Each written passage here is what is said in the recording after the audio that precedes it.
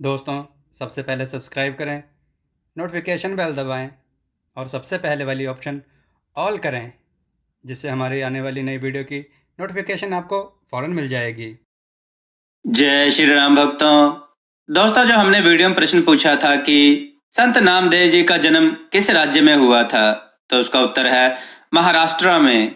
चलिए आज की कथा श्रवण करते हैं। आज की कथा है एक वैश्या और लोभी लोग तथा एक साधु। आइए कथा श्रवण करें। दोस्तों, एक वैश्या थी। उसके मन में विचार आया कि मेरा कल्याण कैसे हो। अपने कल्याण के लिए वह साधुओं के पास गई। उन्होंने कहा कि तुम साधुओं का संग करो, साधु त्यागी होते हैं, इसलिए उनकी सेवा करो तो कल्याण होगा। फिर वह ब्राह्मणों के पास गई तो उन्होंने कहा कि साधु तो बनावटी हैं, पर हम जन्म से ब्राह्मण हैं। ब्राह्मण सबका गुरु होता है, अतः तुम ब्राह्मणों की सेवा करो तो तुम्हारा कल्याण अवश्य होगा। वैश्या यह बात सुनकर कुछ उलझन में पड़ गई। उसके बाद वह सन्यासियों के पास गई तो उन्होंने कहा कि सन्यासी सब वर्णों का गुरु होता है, इसलिए उनकी सेवा करने से कल्याण होगा। फिर वह वैरागियों के पास गई तो उन्होंने कहा कि वैरागी सबसे तेज होता है, अतः उनकी सेवा करो तो कल्याण अवश्य ही होगा। वैश्या को अब कुछ समझ में नहीं आ रहा था। फिर वह अलग अलग संप्रदायों के गुरुओं के पास गई तो उन्होंने कहा कि हम सबसे ऊंचे हैं, शेष सब पाखंडी हैं, तुम हमारी चेली बन जाओ, हमारे से मंत्र ले लो, तब हम सब बातें बताएंगे जिससे तुम्हारा कल्याण हो जाएगा। इस प्रकार वह वैश्या जहां भी गई वहीं उसको अपने अपने वर्ण, आश्रम तथा मत संप्रदाय आदि का पक्षपात दिखाई दिया। यह देखकर उसके मन में आया कि अब तत्व समझ में आ गया, युक्ति हाथ लग गई है। साधु कहते हैं कि साधुओं की पूजा करो, ब्राह्मण कहते हैं कि ब्राह्मणों की पूजा करो, तो हम क्यों न वैश्याओं की पूजा करें। ऐसा सोचकर उसने वैश्या भोज करने का विचार किया।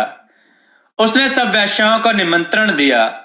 निश्चित समय पर सब वैश्याएं वहां आने लगी। उस गांव के बाहर एक वृद्ध संत रहते थे। उन्होंने देखा तो विचार किया कि आज बात क्या है। जब उनको मालूम हुआ कि आज वैश्या भोज हो रहा है तो वह वैश्याओं को क्रियात्मक शिक्षा देने के लिए वहां पहुंच गए। रसोई बन रही थी। रसोई बनाने वाले ने पके हुए चावल का मांड यानी पानी नाली में गिराया।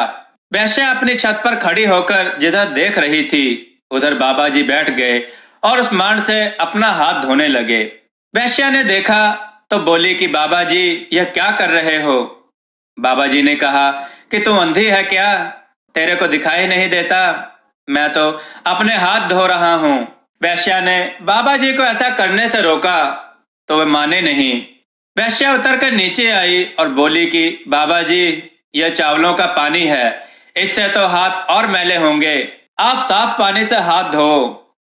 बाबा जी ने कहा कि अगर इससे हाथ और मैले हो जाएंगे तो क्या वैश्याएं ज्यादा साफ निर्मल हैं, जिससे उनकी सेवा से कल्याण हो जाएगा।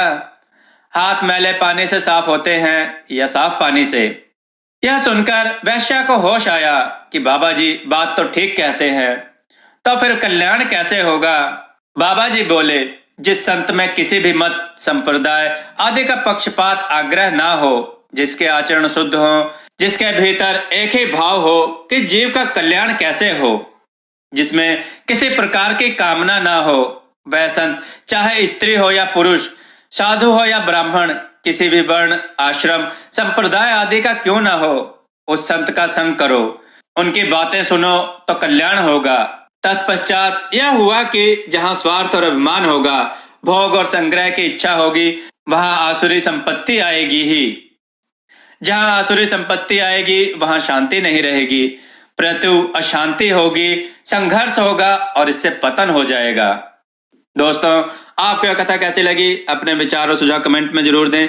हमारे कथाओं को लाइक करें, हमारे चैनल को सब्सक्राइब करना ना भूलें, हमारे कथाओं को शेयर जरूर करें जिससे लोगों को अच्छा ज्ञान प्राप्त हो। जय श्री राम भक्तों।